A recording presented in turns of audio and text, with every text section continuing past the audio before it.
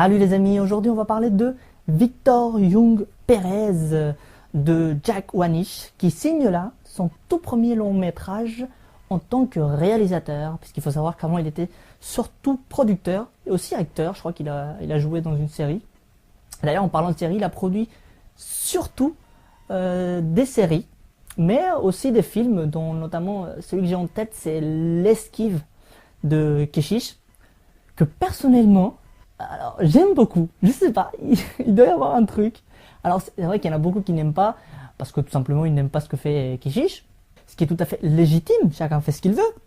Mais personnellement, c'est vrai que ce film, je le trouve génial, quoi. Ça doit être l'un des premiers films que j'ai vu en arrivant en France. Ouais, je vous raconte un peu ma vie, hein, ça arrive de temps en temps. Et je dois dire que j'ai beaucoup aimé. C'est vrai que là, Wanish nous signe son premier long métrage. Et force est de constater, les amis, que c'est pas mal du tout. Il y a encore du travail, mais c'est pas mal du tout. Il y a encore des petits trucs qui peuvent être améliorés vraiment, mais dans l'ensemble, ça reste largement regardable. C'est vraiment, on passe le film, on passe un bon moment en le regardant. Et le petit souci, c'est qu'on n'a pas grand-chose à dire. Je sais pas si ça vous est arrivé, mais il y a des films où quand vous les regardez, vous passez un bon moment, mais juste après, si on vous pose la question comment est-ce qu'il était bien ou pas, vous savez pas quoi dire. C'est-à-dire que vous savez pas dire s'il était bien ou excellent ou nul ou à chier, mais vous ne savez pas quoi répondre. C'est-à-dire que vous savez que vous avez passé un bon moment, mais c'est tout, quoi. Vous savez, c'est ce genre de films qui sont ni nuls ni très bons. Ils sont juste là pour passer un bon moment, quoi. C'est mon impression. Malgré tout, il y a des trucs très bons et il y a des trucs qui sont pas terribles, à mon sens. Donc on va essayer de commencer un peu par l'histoire, évidemment. Donc le film est un biopic qui retrace la carrière et non pas la vie de Victor Young Ki, alias Victor Young Pérez, un boxeur tunisien, français de cœur, comme il est si bien dit dans le film, qui va donc entamer sa carrière en tant que boxeur professionnel à Paris. Il deviendra champion de France, champion d'Europe. D'ailleurs, à un moment dans le film, il est question de ce titre de champion d'Europe, vu qu'il est quand même tunisien. Il s'entraîne en France, son sponsor est français, mais voilà, il n'en reste pas moins tunisien. Donc c'est vrai que malgré tout, malgré qu'il ait gagné le championnat d'Europe, voilà, il y a eu un petit problème pour ce qui est de la nationalité. Mais voilà, un petit peu plus tard, il deviendra champion du monde. Donc là, il n'y a plus question de nationalité. Et ce petit boxeur finira donc dans un camp de concentration. Je sais plus si c'est en Allemagne ou en Pologne. Je crois que c'est en Pologne. Et avant de mourir, évidemment, d'une façon assez spéciale. En tout cas, pas de la façon dont il aurait voulu mourir. Parce qu'il a un moment dit dans le film. Donc, c'est certainement pas de la façon dont il préférait mourir. Mais c'est assez touchant, la fin. C'est assez sympathique. Donc voilà un petit peu de quoi parle ce film, qui, comme je vous l'ai dit, est sympathique. On le regarde assez facilement, mais c'est vrai que je sais pas trop quoi vous dire, quoi. Je vais essayer de vous dire des trucs que j'ai appréciés dans le film, d'autres que j'ai un peu moins appréciés. Enfin, je suis un peu perdu, quoi, dans ce film. Alors, donc commençons par le jeu d'acteur, même si j'ai pas non plus grand chose à dire là-dessus. Donc nous avons Brahim Asloum, donc le boxeur français qui est champion olympique de Sydney, je crois, en 2000, ouais, c'est ça. Champion d'Europe, enfin bref, un palmarès assez important. Il est champion dans la catégorie mi-mouche, je suis pas certain, là j'ai vraiment un doute, mi-mouche. Alors que, en l'occurrence, le boxeur dont il est question dans le film, Young Pérez, il est champion dans la catégorie poids-mouche. Donc, Brahim, vraiment, il joue pas mal. Alors, je connais pas suffisamment bien le personnage de Young Pérez pour vous dire s'il a incarné suffisamment bien ou mal le personnage, mais il est crédible. En tout cas, moi, j'y ai cru, voilà, à ce personnage. En tant que boxeur, évidemment, il n'y a rien à dire. Comme c'est un boxeur qui l'incarne, il n'y a pas trop de soucis. Il joue plutôt bien le rôle. D'ailleurs, j'ai bien aimé le petit côté un peu enfantin. J'ai lu dans certains sites un peu candide. C'est pas faux. C'est pas faux. Franchement, c'est pas faux. Il y a ce petit côté insouciant dans le personnage, en dehors du ring. Parce qu'une fois qu'il est dans le ring, on voit vraiment l'homme combattant, l'homme qui ne lâche rien, qui va tout bouffer. Si tu te mets devant lui, il te bouffe en 2 morceaux. Vous avez remarqué particulièrement cette expression, très intéressante. Donc j'ai vraiment bien aimé ce petit contraste du personnage qu'il y a lorsqu'il est en dehors du ring et lorsqu'il est dans le ring. C'est vrai qu'en dehors, c'est un enfant, quoi. C'est vraiment un gamin qui est perdu sans son frère. Dans le film, il s'appelle Benjamin, il est incarné par l'acteur Steve, ou je sais pas si ça prononce Steve ou Steve Suissa. Bon, qui joue comme il faut jouer, quoi. Il n'y a rien d'extraordinaire dans ce personnage. Mais à part qu'il arrête pas de pleurnicher, ils arrêtent pas de pleurnicher tous les deux. C'est vrai que c'est un petit peu chiant à la limite. Mais j'ai bien aimé ce petit côté-là un petit peu fragile du personnage en dehors du ring. Et par contre, lorsqu'il est dans le ring, voilà, ça rigole plus. On voit vraiment le boxeur qui a quand même 136 combats, je crois, 136 combats, 91 victoires, dont 29 par KO. Donc 27 par KO, je corrige, donc ça fait 136 combats, 91 victoires, dont 27 par KO. Donc c'est quand même un bon petit palmarès. Au niveau du jeu d'acteur, j'ai pas grand chose à dire, ça restait correct, on y croyait, c'était crédible. C'est tout ce qu'il fallait, je pense. Il fallait pas non plus leur demander énormément, sachant qu'en plus c'est le premier film de Bryan, donc il se débrouille plutôt pas mal quand même. Vraiment pas mal du tout. Il y a quelque chose. Et d'ailleurs, je pense que il pousse le film vers le haut, réellement. Il le pousse réellement. Et notamment la fin est quand même relativement bien jouée quand même. Alors un petit détail, le film, c'est une sorte de flashback en fait, d'énormes flashbacks. Donc on commence avec Victor Young Perez qui est dans le camp de concentration et qui va donc en train de courir, en train de s'échauffer pour disputer un combat contre un boxeur qui devrait représenter la race et toute la puissance de la race aryenne. Et donc on commence le combat, il se prend un coup très violent et là, bouf, le flashback commence. Donc le film reprend depuis qu'il est en Tunis et son passage en France, ses victoires et tout ça, jusqu'à arriver encore une fois à ce moment-là. Donc c'est assez courant ce système-là. J'ai pas grand-chose à dire, j'aime bien.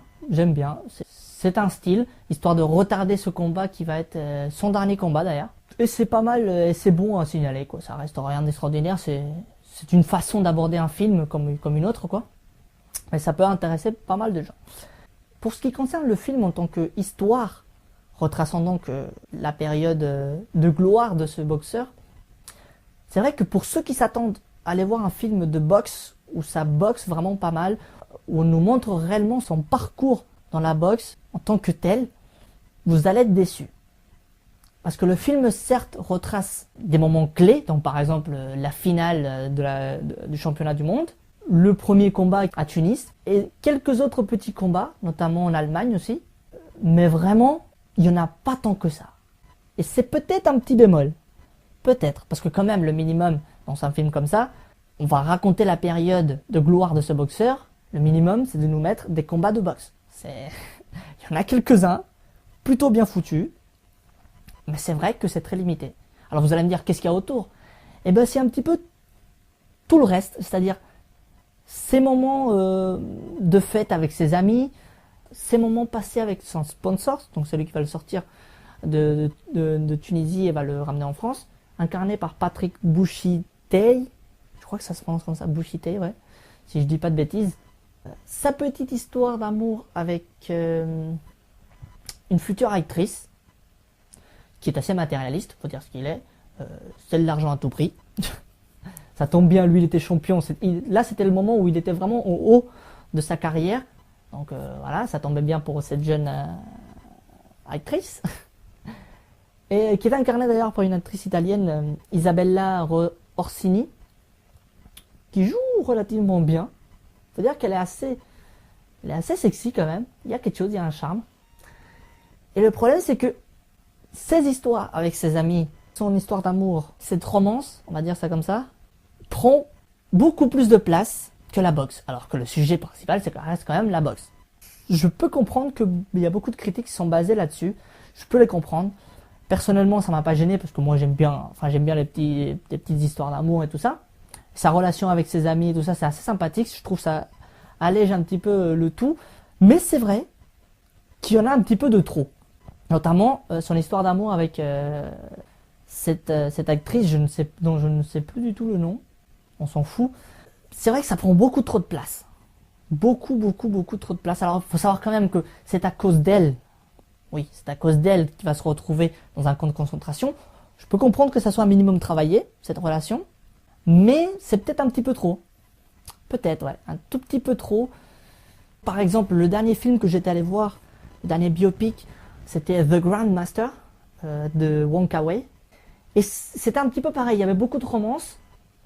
Mais il y avait toujours beaucoup plus de combats que de romance. Donc là, ça passait encore. Vous voyez ce que je veux dire?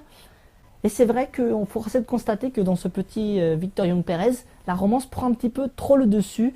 Et notamment aussi sa relation avec son frère. C'est très passionnel quand même.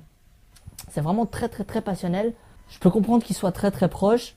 C'est vrai, parce qu'il l'explique à un moment que par exemple, depuis sa jeunesse, il a toujours beaucoup défendu, notamment face à leur père et tout ça. Donc c'est plus qu'un simple frère, c'est vraiment quelque chose d'indispensable dans sa vie et dans sa carrière, parce qu'il lui sert d'entraîneur.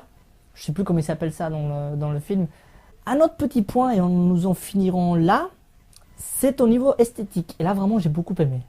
Là je trouve qu'il y a un réel travail, il y a une vraie recherche au niveau esthétique, au niveau des lumières, des plans vraiment très travaillés. On voit vraiment que l'équipe qui a travaillé pour les décors, pour les plans, pour la lumière, tout ça, a vraiment fait son truc. Il y a des plans qui sont la plupart du temps presque monochromes. Vous voyez ce que je veux dire? C'est-à-dire qu'il y aura une seule ambiance de couleur qui va prédominer dans le plan. Ça va être des couleurs très chaudes, donc dans l'orange par exemple. Par exemple dans des plans sous la neige, avec des plans très larges, ça va être toujours un bleu très joli, un bleu qui est assez finalement très chaud, qui va donner vraiment des plans, des images super belles, avec un petit léger travelling, tout dépendra du plan, mais toujours bien travaillé comme il faut, ça j'ai beaucoup aimé. C'est des couleurs très présentes, et essentiellement pendant la période où il est soit en France, soit en Tunisie, les couleurs vont être très présentes. Et par contre, une fois qu'il rentre un peu dans la période noire de sa carrière, que ce soit en Allemagne, dans le camp de concentration, ou encore vraiment là où il commence à décliner, où il commence à se rendre compte que finalement cette actrice-là ne l'aime pas vraiment. Dans cette période-là, on aura des plans beaucoup plus sombres, beaucoup plus pâles, et beaucoup moins saturés dans les couleurs. Ça sera limite dans le gris total. Ça donne vraiment un style, ça donne un rôle à l'image, un rôle à la couleur, un rôle, un plan qui est bien précis. J'ai bien aimé ce parti pris dans la façon de présenter les plans et dans la façon de mettre en scène les plans. Et ça, j'ai trouvé très intéressant de ce point de vue-là. Il y avait des plans, des jeux de lumière vraiment magnifiques des fois. C'était très agréable à l'œil. Donc voilà les amis, Victor Young Perez est un film qui reste bon, agréable. En tout cas, j'ai passé un bon moment, je me suis pas fait chier une seule fois, c'est plutôt correct. Après, c'est pas non plus extraordinaire.